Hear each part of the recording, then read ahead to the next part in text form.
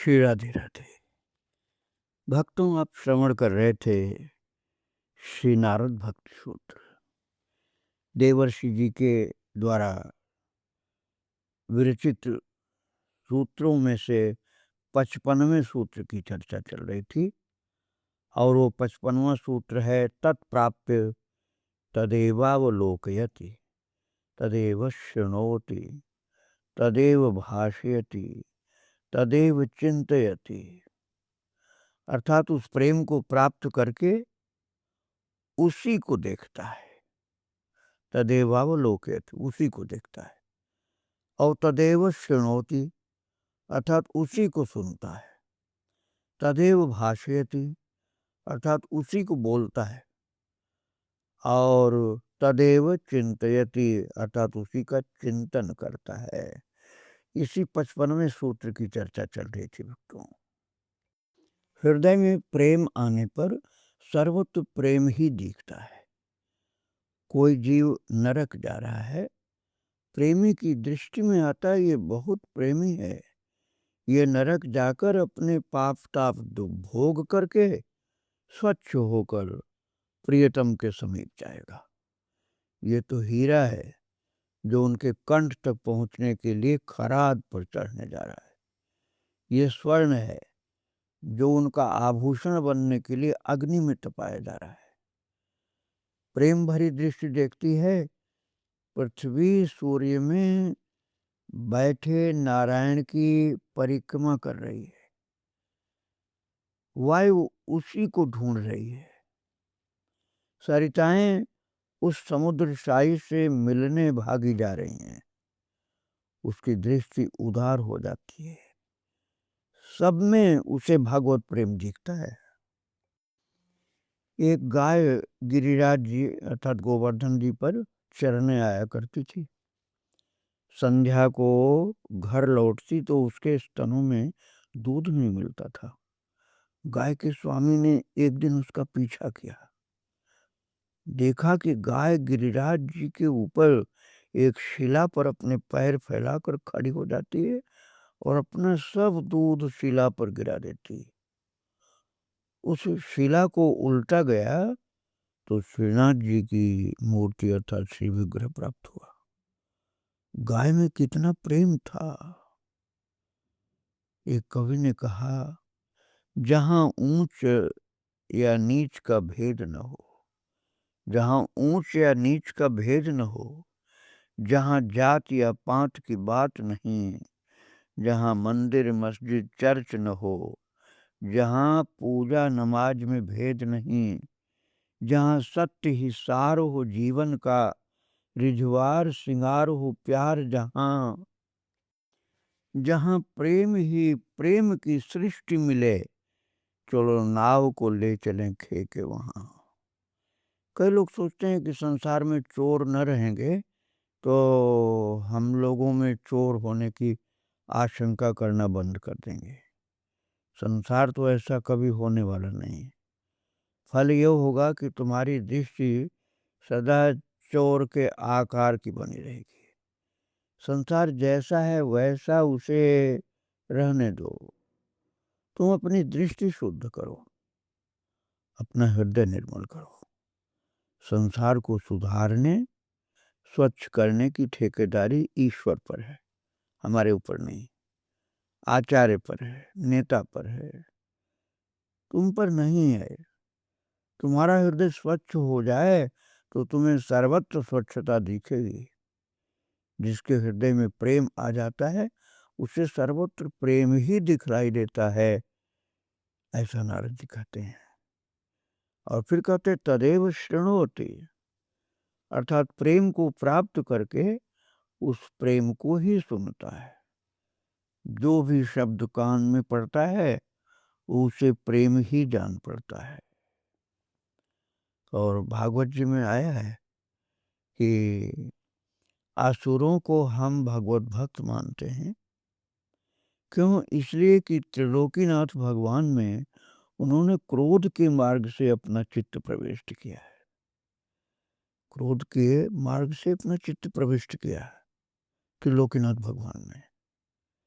इसलिए भगवत भक्त मानते हैं। जय विजय भगवान के पार्षद हैं, वे भगवान की सेवा करने के लिए असुर बने। भगवान के मन में युद्ध करने की इच्छा हुई, अतः असुर बनकर वे स्वामी की इच्छा पूर्ण करने उपस्थित हुए। ये उनकी भक्ति ही है। जो कहते हैं कि हम ईश्वर को नहीं मानते, वो भी भक्त हैं। वो ईश्वर के संबंध में बहुत सोचते हैं। बच्चा अपने पिता की गोद में बैठा है, कोई उसे सिखाता है, ये तुम्हारे पिता नहीं है, तुम्हारा पिता तो मैं हूँ। पिता की गोद में बैठा पिता से कहता है तुम मेरे पिता नहीं हो। पिता अपने बच्चे के इस भोलेपन पर हंसता ही तो है। कोई कठोर बोले या कोमल, गाली दे या निंदा करे, उसकी बोली में प्रेमी को प्रेम ही लगता है। अपने पिता, गुरु क्या पुत्र अथवा शिष्य को गाली नहीं देते, क्या मित्र मित्र को गाली नहीं देते, किंतु उसमें प्रेम होता है। कोई कुछ भी कहे किंतु वो बात तुम्हें प्रेम लपेटी ही लगे, तुम्हें लगे कि ये प्रेम से बोल रहा है।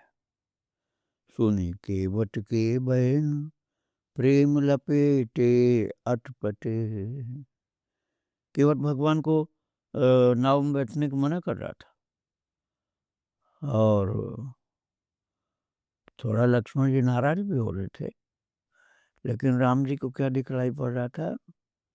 प्रेम लपेटे अटपटे केवट के बहन। सुन केवट के बहन प्रेम लपेटे अटपटे। वाणी तो अटपटी थी, किंतु थी प्रेम लपेटी हुई।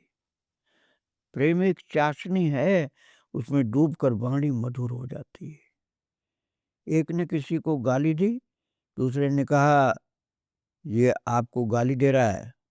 उसने हंसकर कह दिया हमारा इनका संबंध व्यवहार ही ऐसा है, ये तो प्रेम से गाली देते हैं। 2-4 बार ऐसा कहो तो गाली देने वाला स्वयं लज्जित हो जाएगा। सांभर झील में जो भी गिरा वह नमक हो गया। तुम्हारे हृदय में जो प्रेम का माधुर्य है, तो उसमें जो भी आएगा मधुर हो जाएगा। जो दूसरों को दोष देता है वो ना समझ है, अपना हृदय नहीं देखता, नहीं समझता। और यदि अपने हृदय को समझकर दूसरे को दोष देता है तब तो धूर्त है। एक महान संत कहीं जा रहे थे, एक माता ने कहा ओ कपटी। महात्मा बड़े प्रसन्न हुए महाराज, क्योंकि वो साधारण नहीं थे। वो किसी ने पूछा आप उसकी गाली सुनकर प्रसन्न क्यों रहे हो? आप क्यों प्रसन्न हो रहे हो उस माता की गाली सुन के? महात्मा बोले मेरा सच्चा नाम आज ही लिया गया।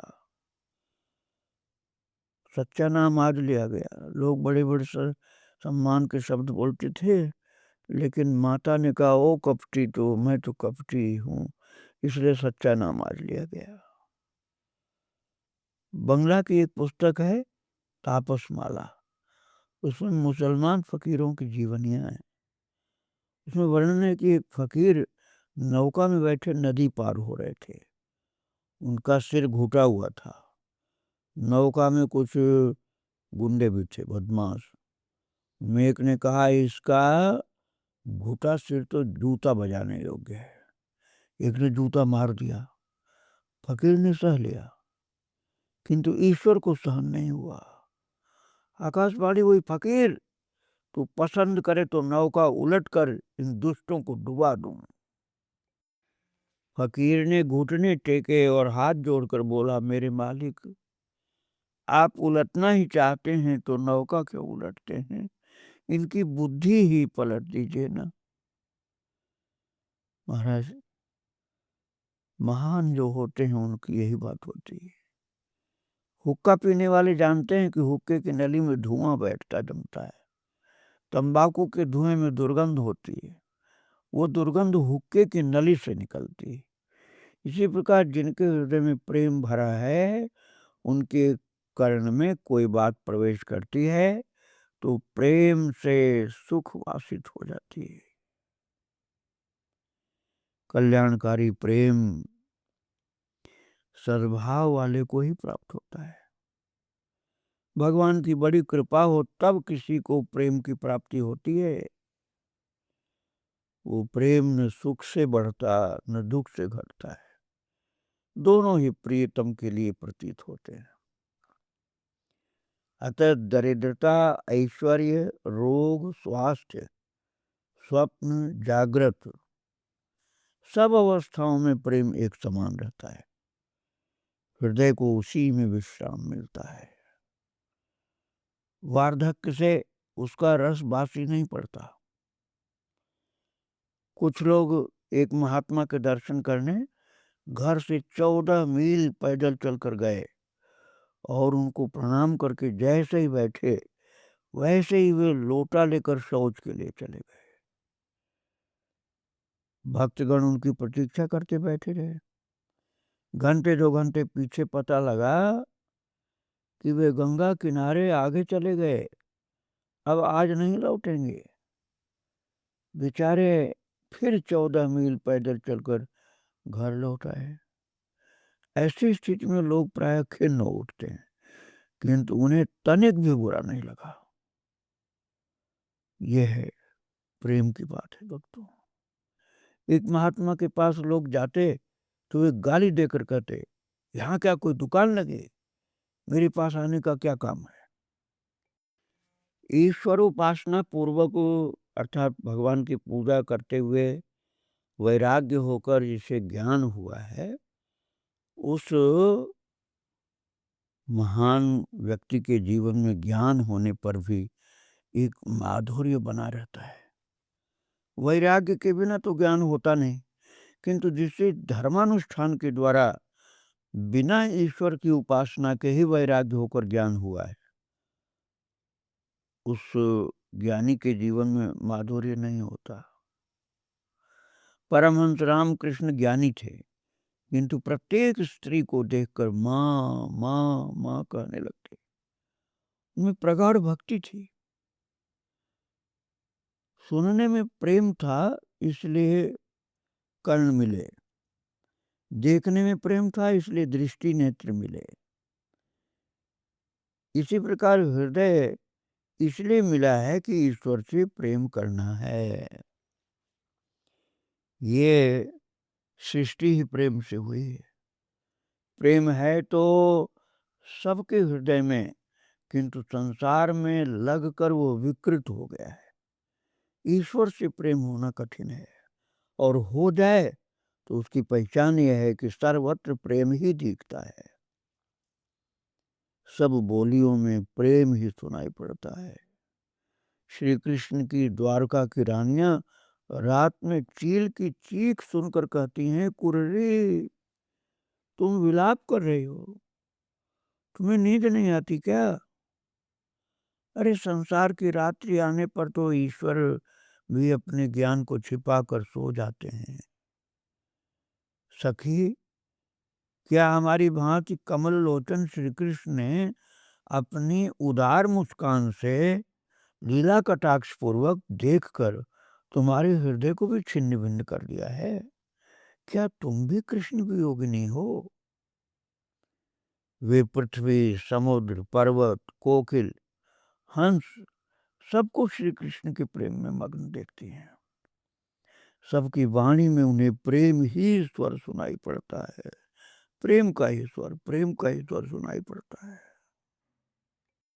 सूत्र में नारद जी आगे कहते हैं, तदेव भाषयति, अर्थात वही बोलता है। प्रेम को प्राप्त करके प्रेम की वाणी ही बोलता है। जिनके हृदय में वासना भरी है वे बोलते हैं तो उनकी वाणी से वासना निकलती रहती है। प्रत्येक के शरीर से एक वायु, एक प्रभाव निकलता है। व्यक्ति जैसा है उससे वैसा ही प्रभाव निकलता है। मन में जब क्रोध आता है तब चित्त में, शरीर में क्रोध भर जाता है और वाणी से क्रोध ही निकलता है। ऐसे ही जब हृदय में प्रेम आता है तब वाणी से प्रेम ही व्यक्त होता है। बात यह है कि प्रेम में पकड़ है, त्याग नहीं है। भगवान को पकड़ना आता है, छोड़ना नहीं। हृदय में प्रेम आया तो वो प्रत्येक वस्तु में, प्रत्येक चेष्टा में प्रेम ही पकड़ता है। कोई कुछ भी बोले, वह दूसरे की वाणी में प्रेम ही सुनता है और प्रेम ही बोलता है। धोखे वो दूसरो नाम कढ़े, रसना मुख काढ़ी हलाहल बोरों। अर्थात धोखे में भी दूसरा नाम यदि मुख से निकले तो रसना को मुख से निकाल कर उसको हलाहल में बोल दूं। ऐसी है प्रेम की निष्ठा। आगे फिर चर्चा करेंगे भक्तों।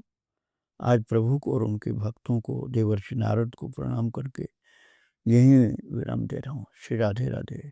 जय जय श्री राधे श्याम, जय जय श्री सीताराम। वृंदावन बिहारी लाल की जय, राधा रानी की जय। श्री राधे राधे।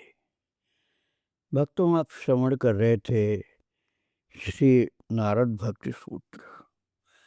देवर्षि नारद जी के द्वारा विरचित भक्ति सूत्रों में से 55वें सूत्र की चर्चा चल रही थी और वो 55वां सूत्र है, तत्प्राप्य तदेवावलोकयति तदेव शृणोति तदेव भाषयति तदेव चिंतयति। अर्थात उस प्रेम को प्राप्त करके तदेवावलोकयति, उसी को देखता है, तदेव शृणोति, उसी को सुनता है, तदेव भाषयति, उसी को बोलता है, तदेव चिंतयति, अर्थात उसी का चिंतन करता है। इस 55वें सूत्र का चिंतन हम लोग कर रहे थे भक्तों। इसमें से तदेव भाषयति का विवेचन कल चल रहा था। तदेव भाषयति अर्थात वही बोलता है। प्रेम को प्राप्त करके प्रेम की वाणी ही बोलता है। जिनके हृदय में वासना भरी है वे बोलते हैं तो उनकी वाणी से वासना निकलती रहती है। प्रत्येक के शरीर से एक वायु, एक प्रभाव निकलता है। व्यक्ति जैसा है उससे वैसा ही प्रभाव निकलता है। मन में जब क्रोध आता है तब चित्त में, शरीर में क्रोध भर जाता है और वाणी से क्रोध ही निकलता है। ऐसे ही जब हृदय में प्रेम आता है तब वाणी से प्रेम ही व्यक्त होता है। प्रेम में पकड़ है, त्याग नहीं है। भगवान को पकड़ना आता है, छोड़ना नहीं। हृदय में प्रेम आया तो वो प्रत्येक वस्तु में, प्रत्येक चेष्टा में प्रेम ही पकड़ता है।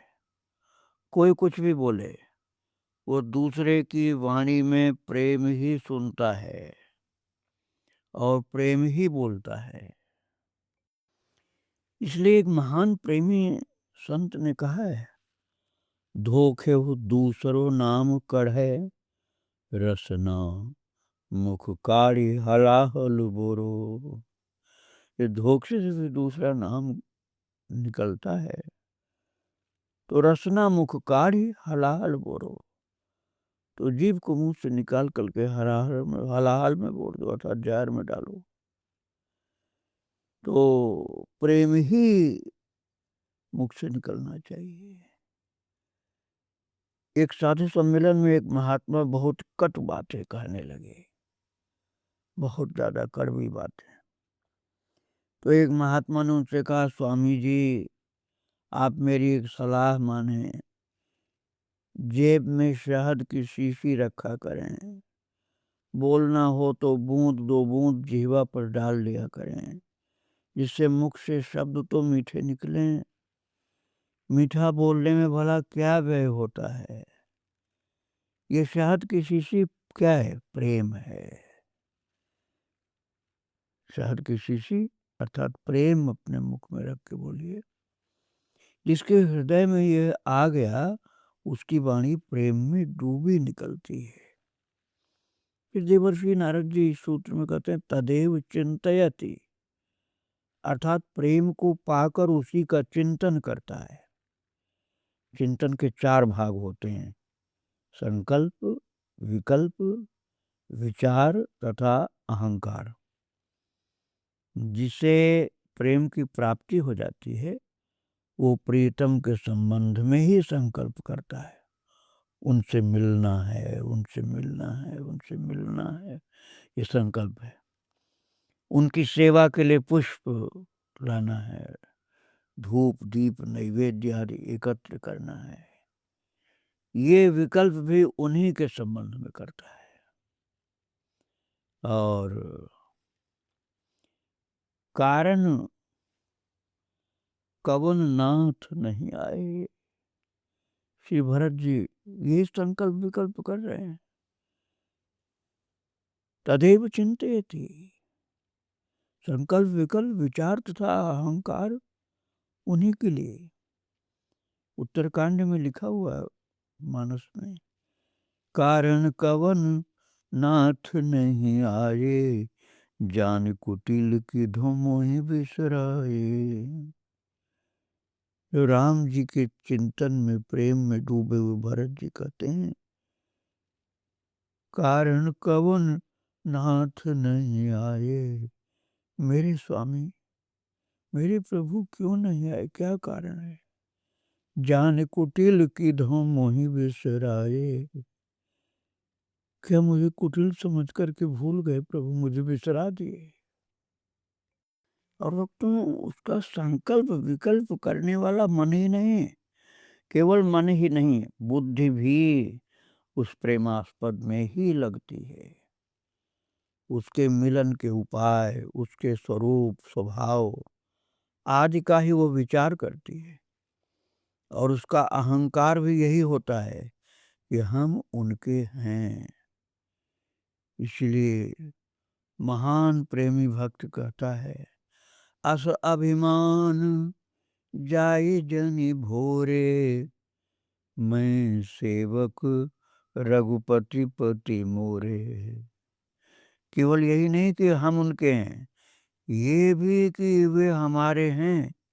प्रेमी उन पर अपना स्वत्व मानता है।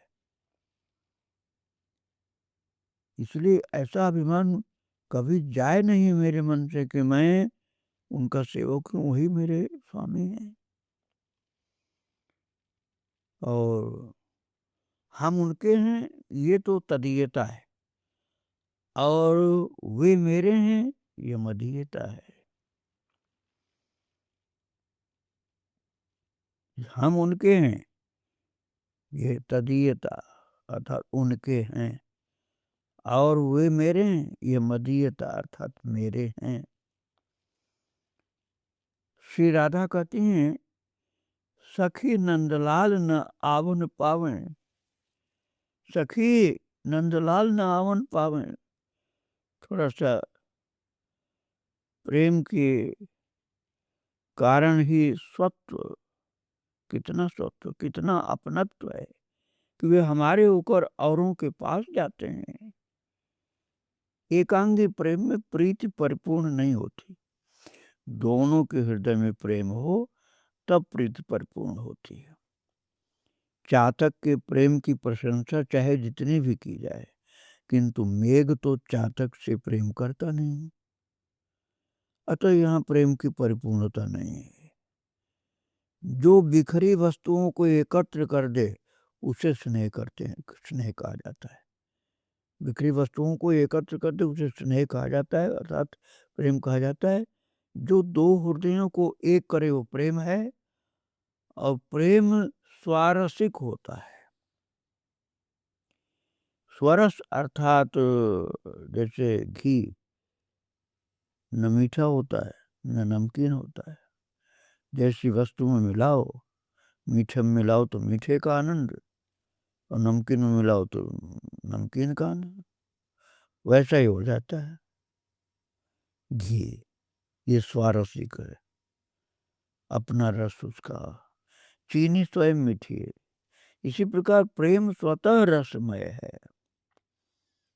उसमें किसी अन्य विषय के मिलने पर माधुर्य आवे ऐसा नहीं है।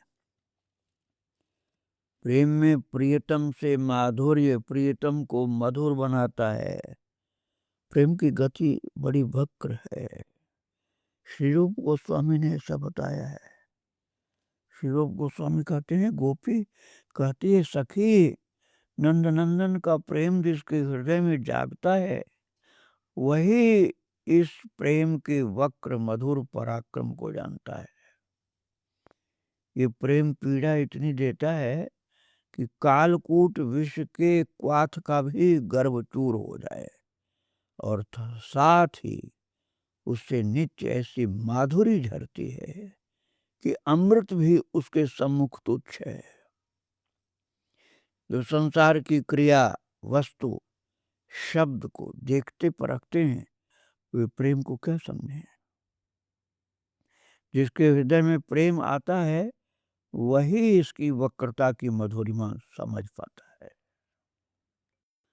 और अब प्रेम के सिद्ध स्वरूप का वर्णन समाप्त होकर आगे साधन का अर्थात गौड़ी भक्ति का वर्णन प्रारंभ हो रहा है। अतः इस प्रसंग का एक बार सिंहावलोकन कर लेना अच्छा होगा।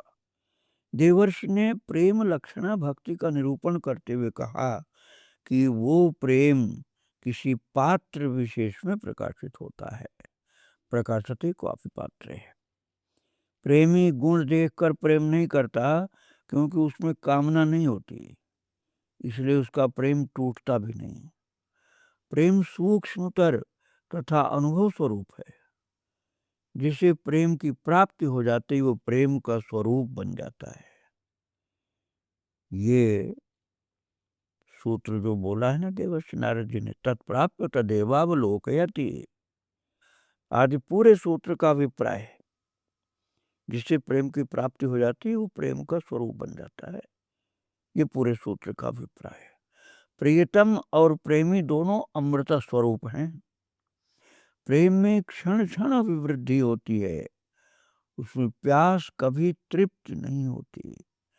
प्यास कभी तृप्त नहीं होती, अर्थात प्यास सदा बनी रहती है। प्यास कभी तृप्त नहीं होती। अंतो नास्ति पिपासया। मेरी एक महान संत ने कहा है, मेरी आँखियाँ प्यासी हो जन्म अवधि हम रूप निहारन नयन तिरपित भेल। विद्यापति एक जनकपुर के महान प्रेमी संत थे। उन्होंने कहा, मेरी आँखियाँ प्यासी हो जन्म अवधि हम रूप निहारन नयन तिरपित भेल। इसी श्यामामृत रूपी प्रीति की विशेषता यह है कि सदा एक रस एक अखंडित आदि अनादि अनूप कोटि कल्प बीतत नहीं जानत बिहरत जुगल स्वरूप। श्री राधा कृष्ण के विहार में, श्री राधा कृष्ण भगवान के विहार में काल परिच्छेद से जो देरी आती है उसे वे नहीं जानते। आदि वे सर्व कारण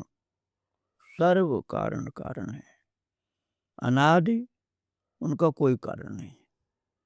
श्री राधा कृष्ण ये प्रेम के ही दो रूप हैं। ये दो तत्व नहीं है।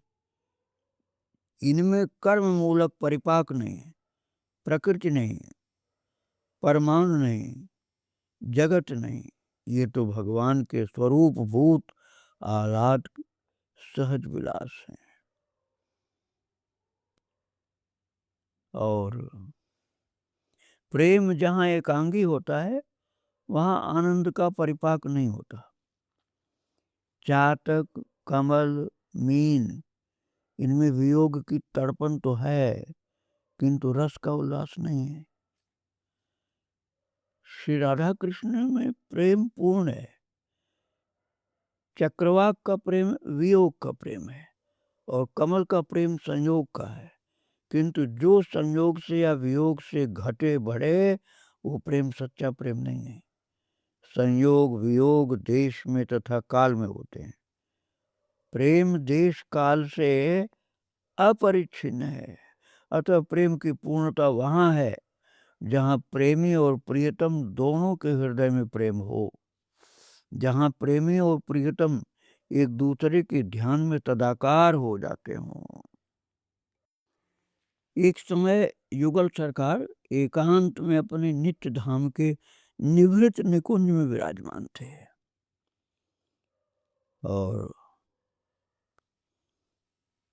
महान रसिक लोग नित्य धाम का वर्णन करते हुए कहते हैं कि ये स्थूल जगत है,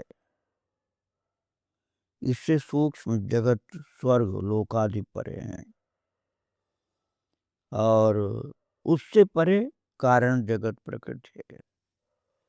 इन सबसे परे तुरीयत्व जो ब्रह्म है वही वैकुंठ कहलाता है। वैकुंठ से परे द्वारका और द्वारका से परे माथुर मंडल में व्रज, व्रज में वृंदावन, वृंदावन में कुंज, कुंज से भी अंतरंग स्थल है निकुंज, उससे भी अंतरंग है निभृत निकुंज। वात्सल्य रस की लीला ग्राम में होती है, सख्य रस की लीला ग्राम तथा वन दोनों स्थानों में होती है। माधुर्य रस की लीला ग्राम वन तथा कुंज में चलती है। कुंज में जो लीला होती है उसमें सब सखियां सम्मिलित रहती हैं। निकुंज में श्री राधा कृष्ण की सेवा में केवल प्रधान अष्ट सखियां ही प्रवेश पाती हैं। निवृत्त निकुंज में युगल सरकार ही रहते हैं, वहाँ किसी सखी का प्रवेश नहीं है। उसकी एक और विशेषता है, मान विरह भ्रम को न लेश जहाँ, मान विरह भ्रम को न लेश जहाँ। आगे इसके विषय में फिर चर्चा करेंगे भक्तों। श्री राधे राधे, जय जय श्री राधे श्याम। प्रभु को, उनके भक्तों को बारंबार प्रणाम। श्री राधे राधे, श्री राधे राधे। भक्तों, आप श्रवण कर रहे थे श्री नारद भक्ति सूत्र और नारद जी के द्वारा बताए गए भक्ति सूत्रों में से 55वें सूत्र की चर्चा चल रही थी, जिसमें प्रेम की प्राप्ति हो गई इसकी पहचान क्या है ये बतलाया गया है। और वो 55वां सूत्र है, तत्प्राप्य तदेवावलोकयति तदेव शृणोति तदेव भाषयति तदेव चिंतयति। अर्थात उस प्रेम को प्राप्त करके उसी को देखता है, तदेवावलोकयति, तदेव शृणोति अर्थात उसी को सुनता है, तदेव भाषयति अर्थात उसी को बोलता है, और तदेव चिंतयति अर्थात उसी का चिंतन करता है। इसी सूत्र पर हम लोग विचार कर रहे थे, मनन कर रहे थे। तो इस सूत्र में जो आखिरी शब्द है तदेव चिंतयति, अर्थात वैसा ही विचार करता, वैसा ही चिंतन करता है, उसी का चिंतन करता है। तो इसकी चर्चा चल रही थी भक्तों। जैसे मैं कल आपको बतला रहा था कि वात्सल्य रस की लीला ब्रज के ग्राम में होती है, गांव में होती है। सख्य रस की लीला ग्राम तथा वन दोनों स्थानों में होती है।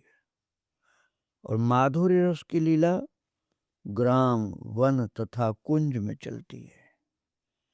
कुंज में जो लीला होती है उसमें सब सखियां सम्मिलित रहती हैं। निकुंज में श्री राधा कृष्ण की सेवा में केवल प्रधान अष्ट सखियां ही प्रवेश पाती हैं। और निभृत निकुंज में युगल सरकार ही रहते हैं, यहाँ किसी सखी का प्रवेश नहीं।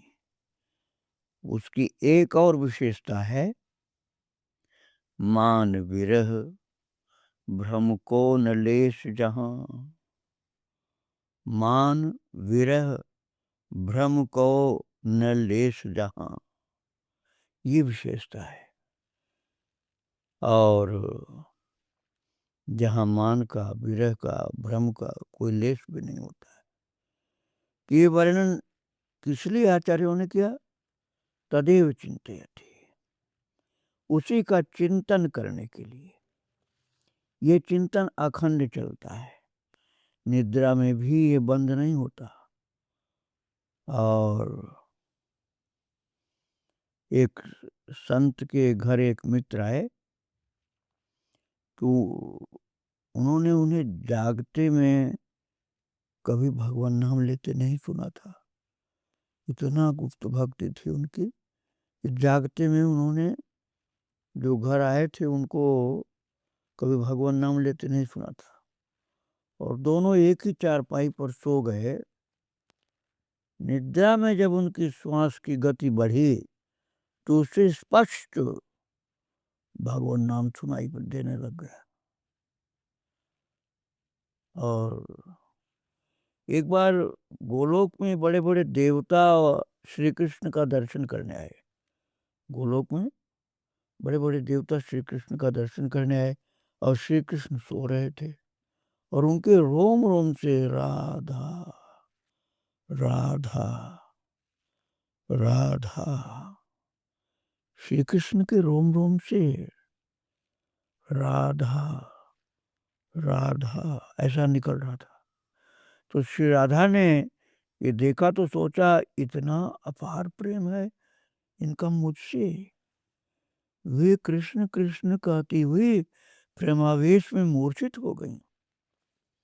श्री कृष्ण जागे और उन्होंने देखा कि प्रिया जी के रोम रोम से कृष्ण नाम निकल रहा है। तो उन्हें अंक में ले लिया और राधे राधे बोलते बोलते मूर्छित हो गए प्रेम में। ये क्रम देर तक चलता रहा। एक चैतन्य हो और दूसरे का प्रेम देखे तो मूर्छित हो जाए, और दूसरा चैतन्य हो तो उसकी भी यही दशा हो। बहुत देर हो गई तो ललिता जी निकुंज में आई। उन्होंने ये अवस्था देखी तो चकित रह गए। अंकस्थितेपि दयिते किमपि प्रलापम, संयोग में वियोग का ये अद्भुत संवेदन। बात यह है कि श्री राधा दो तो है नहीं, ये भाव की अभिव्यक्ति है। प्रेम का ही दो रूप हो गया है। तात्पर्य ये है कि जिसे प्रेम प्राप्त होता है उसे एकांगी केवल वियोगात्मक अथवा संयोगात्मक प्रेम नहीं मिलता। प्रेम का सामरस्य, सामंजस्य, ऐकस्य, प्रेमी प्रियतम दोनों के एक हुए बिना नहीं होता है। और देवर्षि नारद जी सूत्र में बोलते हैं तत्प्राप्य तदेवावलोकयति, तत्प्राप्य तदेवावलोकयति, अर्थात ऐसे प्रेम को प्राप्त करके प्रेमी की वैसी दशा होती है जैसा महान से महान प्रेमी का होता है, अर्थात बहुत उच्च कोटि का प्रेम होता है। और देहाभिमान नष्ट हो गया और अपने आत्मा को परमात्मा से अभिन्न जैसे कर लिया। तब जहां जहां मन जाता है वहां समाधि अर्थात प्रेम की उच्च दशा, वही तदेवावलोकित अर्थात वही वही दिखलाई पड़ते, दूसरा कुछ नहीं। जो कुछ नेत्रों से देखे उसमें यही भाव रहता है कि ये मैं और वो एक हो जाते हैं महाराज। प्रेमाद्वैत आप कह सकते हैं इसको। जो कुछ शब्द कानों से सुने उसमें भी आत्म भावना ही रह जाती है। इसी प्रकार प्रेमी सर्वत्र प्रियतम को ही देखता है, जहां देखता है वहीं तू ही तू है। जहां देखता है वहीं तू ही तू है। वो प्रीतम अच्छे स्थान पर दिखता है, बुरे स्थान पर नहीं दिखता, अथवा उसे बुरे स्थान पर नहीं देखना चाहिए, ये बात नहीं है। स्थान कोई अच्छा या बुरा नहीं होता। अच्छी बुरी तो दृष्टि होती है। जिसकी दृष्टि अच्छी है उसे सब स्थान अच्छे दिखते हैं, जिसकी दृष्टि बुरी है उसे सब स्थान बुरे ही दिखते हैं। उद्धव जी श्री कृष्ण का संदेश लेकर मथुरा से ब्रज आए। एक गोपी से उन्होंने कहा, तू कुछ प्रत्याहार कर, मन को ब्रह्म चिंतन में लगा तो तेरा दुख मिटे।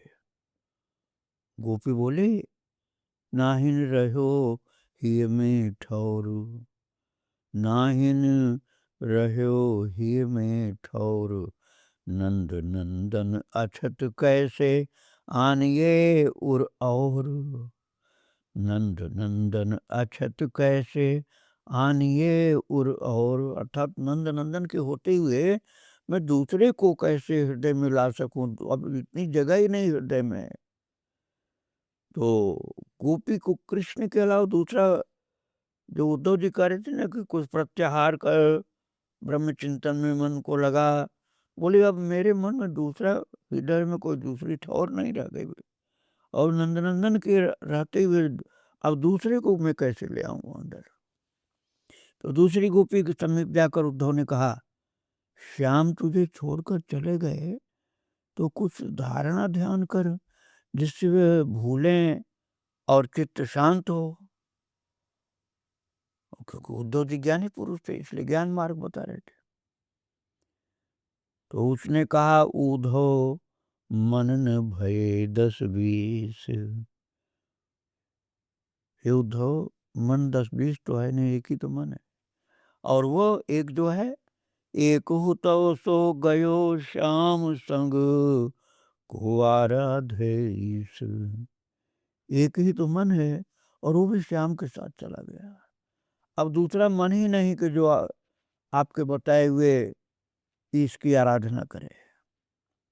उद्धव तीसरी गोपी के पास पहुंच गए और बोले, तू श्री कृष्ण के वियोग में बहुत दुखी है। उनकी बात पूरी होने से पहले ही गोपी ने रोक दिया और कहा, उद्धव जी आपको किसने बहका दिया कि मैं दुखी हूं?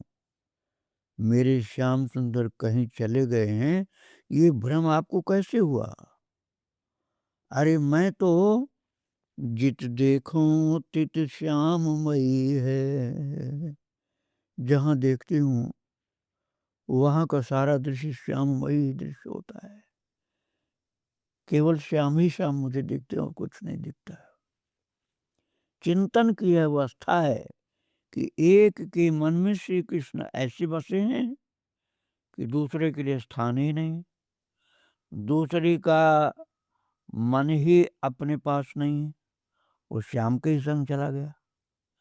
तीसरी जहां देखती वहीं श्याम दिखते हैं। तो एक का मन श्याम बन गया, एक अमना हो गई, और एक के लिए संपूर्ण जगत श्याममय हो गया। एक दिन ब्रज में गोचारण करते हुए श्री कृष्ण गिरिराज गोवर्धन की एक शिला पर बैठ गए। कोई सखा समीप नहीं था। राधा राधा राधा बड़े प्रेम से कहने लगी। नेत्र बंद हो गए, ध्यान लग गया। थोड़ी देर में नेत्र खुले तो देखते क्या हैं कि सामने श्री राधा खड़ी हैं। चौंके, कोई दूसरा देख तो नहीं रहा है। दृष्टि पीछे की तो वहां भी श्री राधा दिखी। जिधर दृष्टि गई उधर श्री राधा ही दिख पड़ी। उस सामने भी राधा दिखती हैं और पीछे भी वही। बाएं भी राधा को देखता हूँ, दाहिने भी। पृथ्वी तल पर भी मुझे राधा दिख रही हैं, आकाश में भी।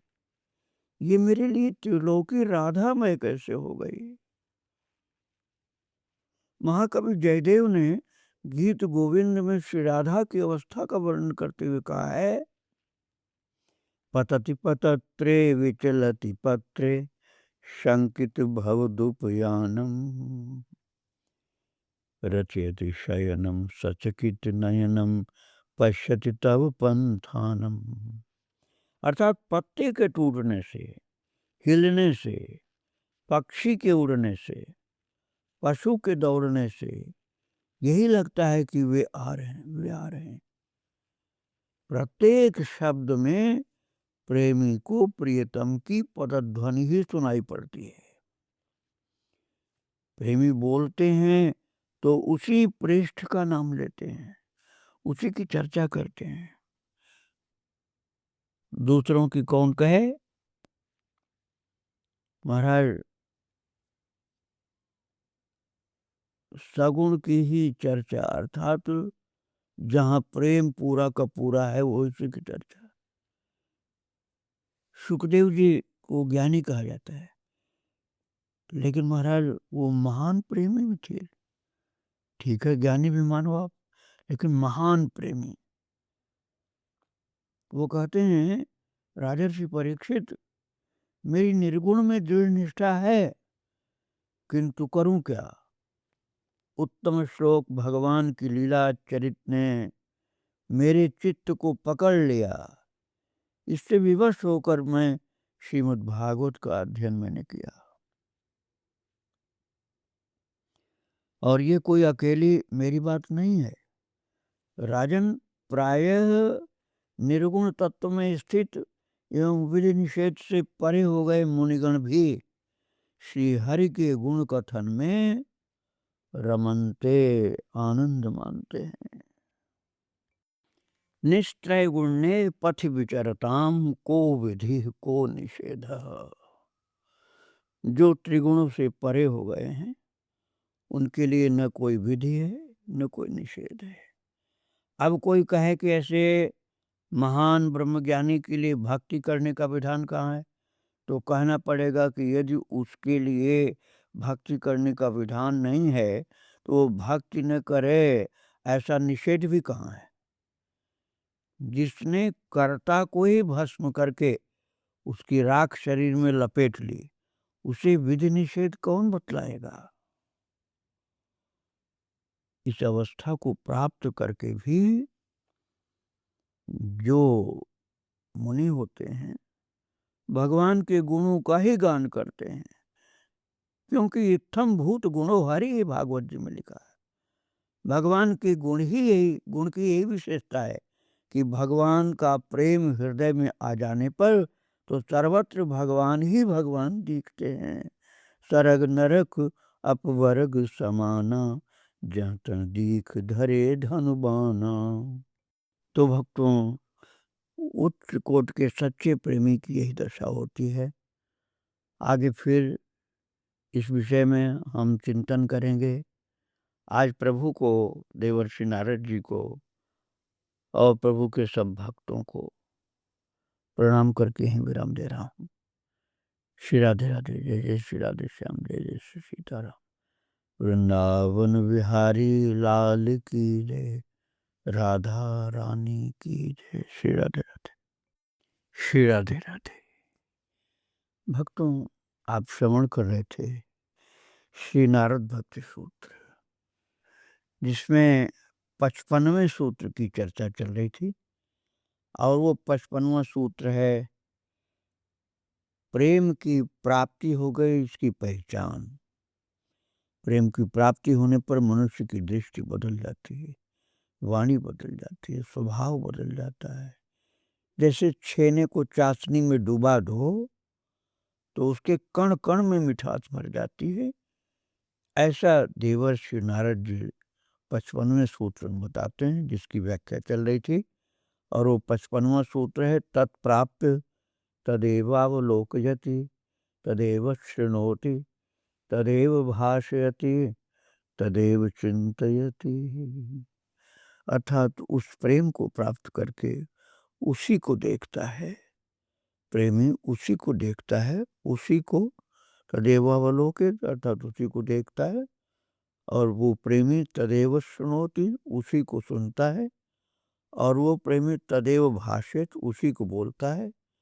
और वो प्रेमी तदेव चिंतयति अर्थात उसी का चिंतन करता है इसी पर चर्चा चल रही थी भक्तों। और इस अवस्था को प्राप्त करके प्राय मुनिगण भगवान के गुणों का ही गान करते रहते हैं, क्योंकि इत्थम भूत गुणो हरि ही भागवत जी में कहा गया। भगवान के गुण की यही विशेषता है। भगवान का प्रेम हृदय में आ जाने पर तो सर्वत्र भगवान ही भगवान दिखते हैं। इसलिए मानस में कहा गया, सरग नरक अपवर्ग समाना, जह तह दीख धरे धनुबाना। यहाँ तक कि नरक का भी नाम ले लिया कि स्वर्ग नरक अपवर्ग अर्थात मोक्ष सब समान उसको दिखते हैं, और उसे हर जगह चाहे स्वर्ग में भेज दो, चाहे नरक में, चाहे मोक्ष के समान कहीं भी पहुंच जाए वो, तो हर जगह जहाँ तक दीख धरे धनुबाना अर्थात अपने प्रभु धनुष मारधारी राम जी, बंशीधारी कन्हैया, जो उसके प्रभु हैं वही दिखते हैं। प्रियतम में गुणावगुण की चिंता न हो और अपने में भोग की कामना न रह जाए, तब प्रेम परिपूर्ण होता है। और हृदय भली प्रकार कोमल हो जाए और उस पर ममता की मुहर लग जाए। ममता की मुहर लगने का क्या मतलब हुआ कि मैं उनका हूँ और वो मेरे हैं, मैं उनका हूँ वो मेरे दास्य भाव में। और यदि हम माधुर्य भाव में कहें तो यही उसको मुहर उसकी लग जाएगी, मैं उसका हूँ, अपने प्रियतम का हूँ और वो प्रियतम मेरा है। फिर महाराज चाहे वो कुरूप हो या सौंदर्य चक्र चूड़ामणि सर्वथा गुण रहित हो या गुणवानों में सर्वश्रेष्ठ हो, मुझसे द्वेष करे या मेरे लिए दया का समुद्र बन जाए, कुछ भी हो मेरी गति तो श्री कृष्ण ही है। असुंदर सुंदर शेखरोवा गुणैर्विहीनो गुणिनाम वरोवा, द्वेषी मयि स्याद करुणाम्बुधिर्वा, कृष्ण स एवाद्य गतिर्ममास्ते। वो कुरूप हो या सौंदर्य चक्र चूड़ामणि हो, सर्वथा गुण रहित हो या गुणवानों में सर्वश्रेष्ठ हो, मुझसे द्वेष करे या मेरे लिए दया का समुद्र बन जाए, कुछ भी हो मेरी गति तो श्री कृष्ण ही है। यही बात महाप्रभु ने कहा, आश्लिष शिवा पादरताम पिनष्ट माम, अदर्शनान मर्महताम करोतु वा, यथा तथा वा विदधातु लंपटो, मत प्राणनाथ सुसैव न परहो। महाप्रभु ने कह दिया, वो वंचक अपने चरणों में लगी हुई मुझको कठोर आलिंगन में लेकर दबा दे अथवा अपने दर्शन ने लेकर मुझे मर्मांतक पीड़ा दे दे, वो चाहे जैसा व्यवहार करे, मेरा प्राण सर्वस्व तो वही है, कोई दूसरा नहीं। प्रेम की इस प्राप्ति में प्रेमी तथा प्रियतम का पार्थक्य सर्वथा लुप्त हो जाता है। प्राण भय कान में, कान भय प्राण में, हीमे न जान पर कान है कि प्राण है। सामान्य रूप से साधारण साधक प्रेम के इस वर्णन को यदि पढ़ेगा या सुनेगा, ये तो प्रेम का बड़ा गंभीर स्वरूप है, ऐसा प्रेम हमारे जीवन में आना बहुत ही कठिन है। हम तो सामान्य जीव हैं, इतनी ऊंची बात हमारे जीवन में आना कैसे संभव है? सोचने की ये रीत ठीक नहीं है। एक संत बताते हैं कि एक बार मैं एक महात्मा के समीप गया और उन्होंने मुझे कुछ योग की क्रिया बताई। मेरी अवस्था उस समय 18-19 वर्ष की रही होगी। मैंने कहा ये सब तो बहुत कठिन है, ये मुझसे नहीं होगा। तो वे बोले कि अरे तुम एक अच्छे साधक हो, विद्या प्राप्त की है तुमने, समझदार हो, संध्या बंदन भी करते हो, युवा हो, सशक्त हो, ईश्वर के मार्ग में चलने की इच्छुक भी हो, अब यदि तुम ये साधन नहीं कर सकते तो क्या पशु इसे करेंगे? साधारण कार्य तो सब कर लेते हैं। वीर वे ही हैं जिन्हें कठिनाई देखकर उत्साह होता, आनंद आता है। इसलिए बात कही गई, प्रारभ्यते न खलु विघ्न भयेन नीचैः, प्रारभ्य विघ्न विहिता विरमन्ति मध्याः, विघ्नैः पुनः पुनरपि प्रतिहन्यमानाः, प्रारभ्य च उत्तम गुणाः, प्रारभ्य च उत्तम जनाः न परित्यजन्ति। तो नीच पुरुष जो होता है ना, वो तो कोई श्रेष्ठ कार्य इस भय से ही नहीं करता है प्रारंभ, करे बड़ी विघ्न बाधा आने की डर है।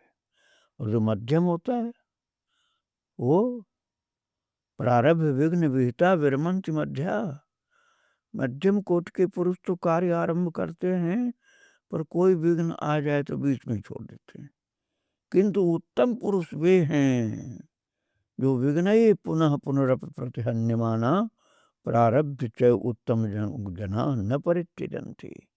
उत्तम पुरुष कौन है? जो कोटि कोटि विघ्नों के बार बार आने पर भी आरंभ किए गए कार्य को पूर्ण किए बिना नहीं छोड़ते। पहले महात्मा लोग बद्रीनाथ की यात्रा करते थे, घोर जंगल था, न सड़क थी, न चट्टियां, न धर्मशाला, मार्ग में शेर या रीछ मिलते तो दाहिने बाएं हट जाते अथवा लेट जाते। जो कठिनाई देखकर पीछे भाग जाते हैं वे वीर नहीं है, फिर भी जाते थे महाराज। ऐसे में भी संत लोग, भक्ति मार्ग में निष्ठा चाहिए। निष्ठा दूर को निकट और दुर्गम को सुगम बना देती है। निष्ठा में अनंत सामर्थ्य है। जो जीवन में जोखिम उठाने को प्रस्तुत नहीं, वो लाभ नहीं उठा सकता। जो घाटे के भय से व्यापार में कुछ पैसा नहीं लगा सकता, वो उतने में ही रह जाएगा। जो खतरा उठाएगा लाभ उसी को सब तो बनेगा। मार्ग कठिन है, अरे भाई चलने वाले के लिए कोई मार्ग कठिन नहीं। साइकिल चलाने का अभ्यास अनेकों को कठिन लगता है, किंतु अभ्यास करने पर बच्चे भी दोनों हाथ छोड़कर साइकिल दौड़ा लेते हैं। भक्ति का मार्ग चलने वाले के लिए सरल हो जाता है। इसलिए कहा गया, जिन खोजा तिन पाया, गहरे पानी पैठ मैं बवरी ढूंढन गई, मैं बपुरी डूबन डरी, रही किनारे बैठे। तो भक्ति को कठिन मत समझो, बस एक पगली छलांग लगाने की आवश्यकता है। अब यदि कोई कहे कि हमारे मन में तो अभी राग द्वेष भरा है, संसार की कामनाएं भरी हैं, तो हम भक्ति कैसे करेंगे? तो ये प्रश्न ही असंगत है। भक्ति अपनी ओर देख कर नहीं, भगवान की ओर देख कर की जाती है कि हमारे भगवान कितने महान उदार हैं। भगवान में अनंत दया, अपार करुणा देखकर उनके प्रति भक्ति होती है। हमारे भीतर तो हजारों गुण भरे हों तो इससे भक्ति में क्या बाधा है? हमारे प्रभु तो महान है। साधारण मनुष्य जिसके मन में राग द्वेष तथा कामना है, भक्ति कैसे करे? अरे तुम्हें किसी से द्वेष है, कुछ पाना है, कुछ कष्ट विपत्ति मिटाना है, यही तो है। इनके लिए स्वयं प्रयत्न में मत लगो, इनकी पूर्ति के लिए भगवान से प्रार्थना करो। यहाँ से भक्ति प्रारंभ हो जाएगी। ये गौणी भक्ति होगी। इस गौणी भक्ति का अब निरूपण करते हैं 56वें सूत्र के रूप में, और कहते हैं, गौड़ी त्रिधा गुण भेदात आर्तादि भेदादुआ। गौणी भक्ति जो है त्रिधा गुण भेदात आर्तादि भेदादुआ। गौड़ी भक्ति गुणों अर्थात सतरजतम के भेद से अथवा आर्त जिज्ञासु अर्थार्थी के भेद से 3 प्रकार की होती है। तो भक्तों ये 56वां सूत्र है भक्ति का, देवर्षि नारद जी के द्वारा विरचित भक्ति सूत्रों में 56वां सूत्र अब आया। गौणी त्रिधा गुण भेदात आर्ताद भेदाद वा, अर्थात गौड़ी भक्ति गुण भेद से अथवा आर्त आदि भेद से 3 प्रकार की होती है। तो पिछले सूत्र तक उस परा या मुख्या भक्ति का विवेचन हुआ जिसमें प्रेमी भक्त उस प्रेमा भक्ति से अपने प्रियतम भगवान के प्रेममय स्वरूप को प्राप्त हो जाता है। इसी को श्रीमद् भागवत में अहेतुकी निर्गुण भक्ति तथा गीता में ज्ञानी की भक्ति कहा है। अहेतुकी भक्ति में भक्त की चित्त वृत्ति और कर्म गति का प्रवाह अविच्छिन्न रूप से स्वाभाविक ही भगवान की ओर बहता रहता है, अर्थात उसका चित्त निरंतर निष्काम अनन्य प्रेम भाव से भगवान में लगा रहता है और उसकी समस्त क्रियाएं श्री भगवान के लिए होती हैं। और गीतोक्त दुर्लभ तत्वज्ञानी महात्मा भक्त भी सब कुछ वासुदेव ही देखता है। गीता जी में वासुदेव सर्वमिति स महात्मा सुदुर्लभ 7वें अध्याय में कहा गया। और ये दोनों तो भागवत स्वरूप ही हैं। अब यहाँ इस भक्ति की अपेक्षा निम्न श्रेणी की गौड़ी भक्ति का वर्णन इस सूत्र में करते हैं देवर्षि नारद जी। और ये गौड़ी भक्ति सात्विकी राजसी और तामसी भेद से अथवा आर्त जिज्ञासु और अर्थार्थी के भेद से 3 प्रकार की होती है। जो भक्ति पाप नाश के उद्देश्य से सब कर्म फलों को भगवान में समर्पण करने के रूप में अथवा जिसमें पूजन करना कर्तव्य है यह समझकर भेद दृष्टि से पूजा की जाती है वह सात्विकी है। और जो भक्ति विषय यश और ऐश्वर्य की कामना से भेद दृष्टि पूर्वक केवल प्रतिमा आदि के पूजन के रूप में ही की जाती है वो राजसी भक्ति है, भागवत जी में सब बताया गया है। और जो भक्ति क्रोध से हिंसा दंभ और मत्सरता को लेकर भेद दृष्टि से की जाती है वो तामसी है। इसी तरह आर्त जिज्ञास और अर्थार्थी पुरुष त्रिविध उपासना से 3 प्रकार की भक्ति करते हैं, अर्थात भक्तों के भाव भेद से गौड़ी भक्ति के 3 भेद होते हैं। गौड़ी भक्ति के साधनों से यदि साक्षात भगवत प्राप्ति नहीं होती तथापि इस गौड़ी भक्ति के साधन भी सुकृति ही होते हैं और उन्हें भी भगवत कृपा से इसका अनुष्ठान करते करते अंत में भगवत प्राप्ति की मुख्य साधना रूपा या साक्षात भगवत स्वरूपा प्रेमा भक्ति की प्राप्ति होती है। भगवान की भक्ति में यही विशेषता है कि इसका अंतिम फल दुर्लभ भगवत प्रेम की प्राप्ति है। इसी से गौड़ी भक्ति को भी श्रेष्ठ और पुण्यात्मा पुरुषों द्वारा ही होने वाली माना गया है, क्योंकि भक्ति मात्र में ही भगवान का भजन भगवान का आश्रय भगवान का ध्यान किसी न किसी रूप में रहता और भगवत भजन भगवत आश्रय तथा भगवान के ध्यान का फल सीधा भगवत प्राप्ति ही होता है।